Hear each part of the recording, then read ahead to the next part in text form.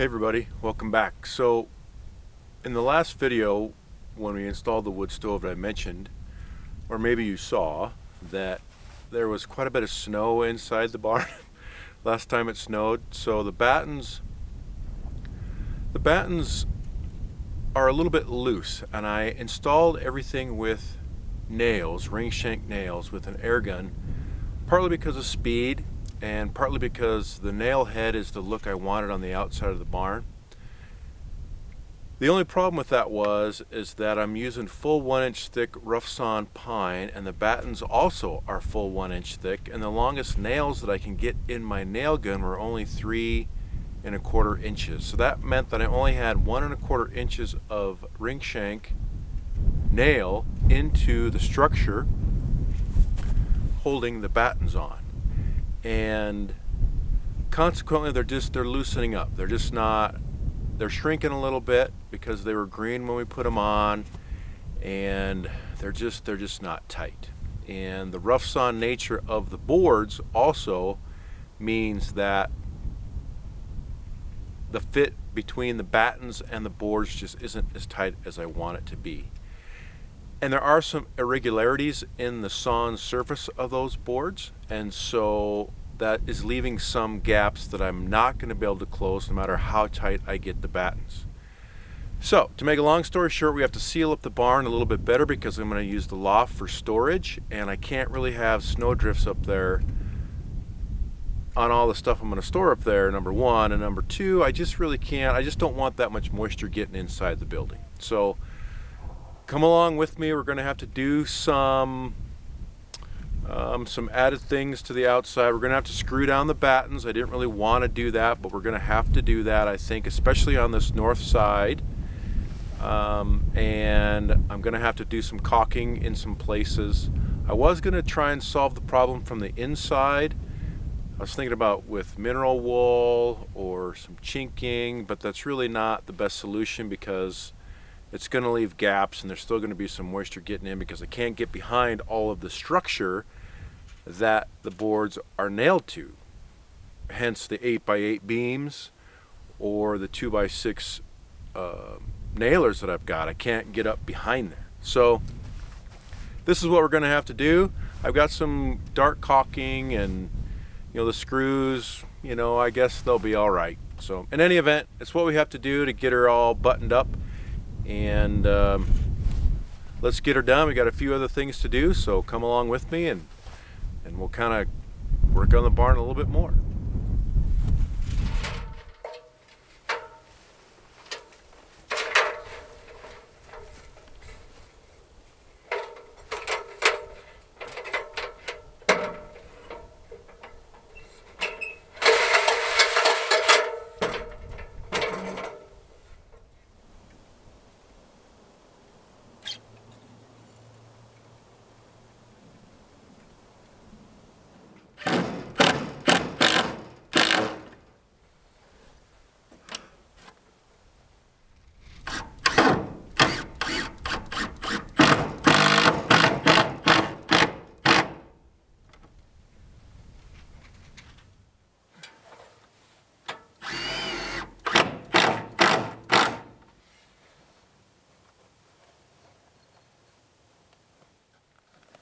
Okay everyone, let's talk a little bit about wood movement. You can see right here on this batten, see how loose that is and see how big of a gap we've got right here. You can also see it on this batten, see how much it moves.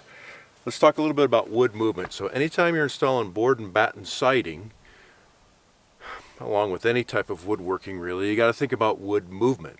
And with board and batten, what's important is how the wood is going to move in relationship to the board cupping. And there's two schools of thought on this.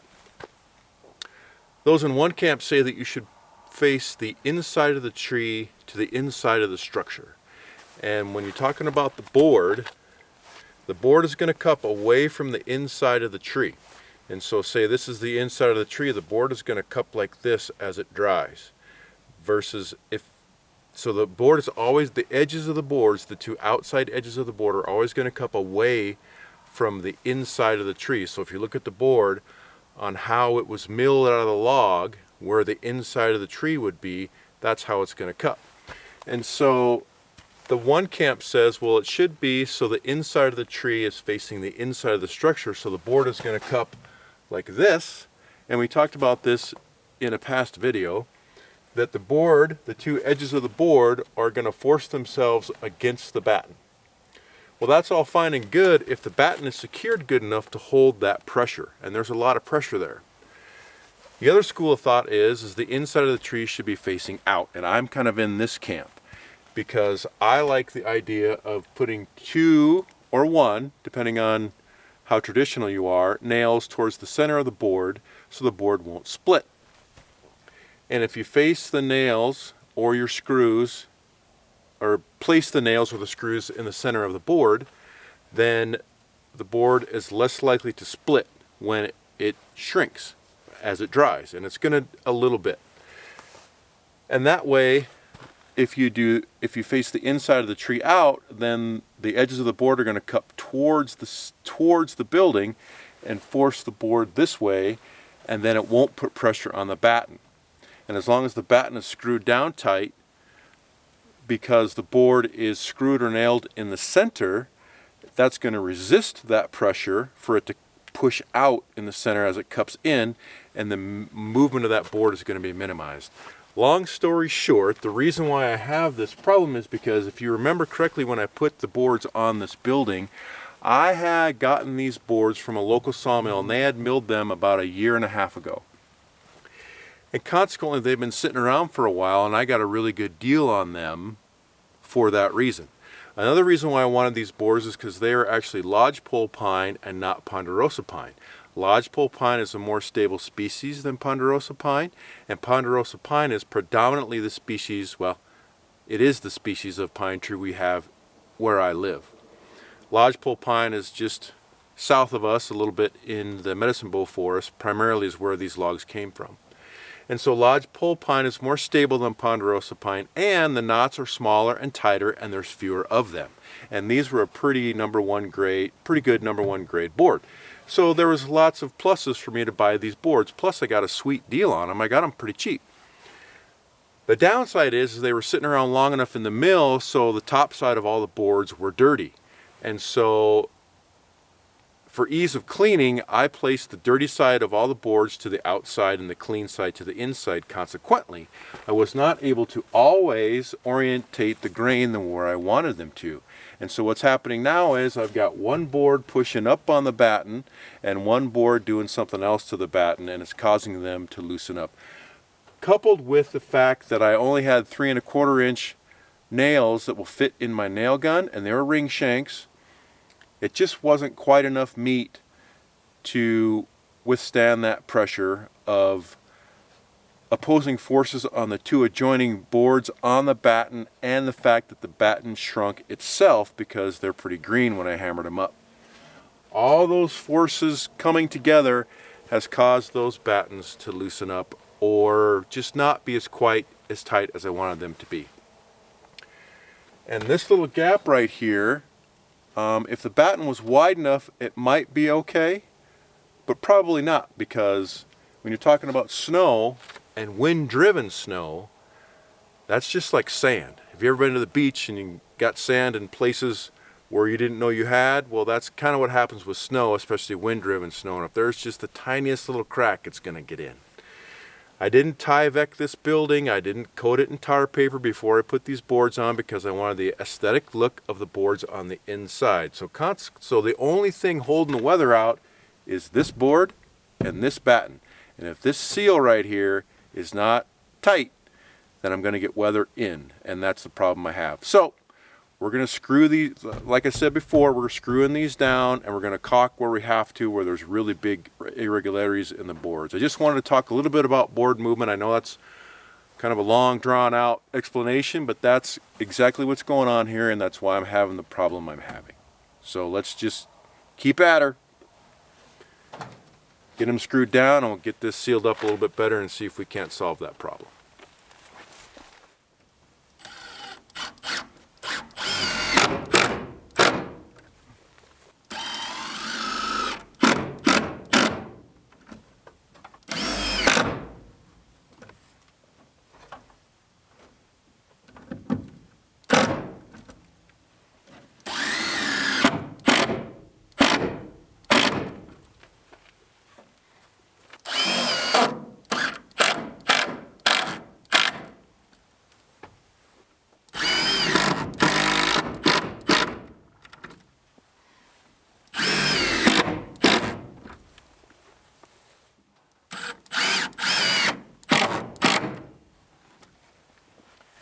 sucks it right down.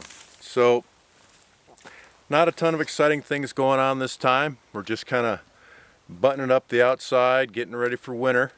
But we'll be on to some more cool stuff next time. So thanks for watching.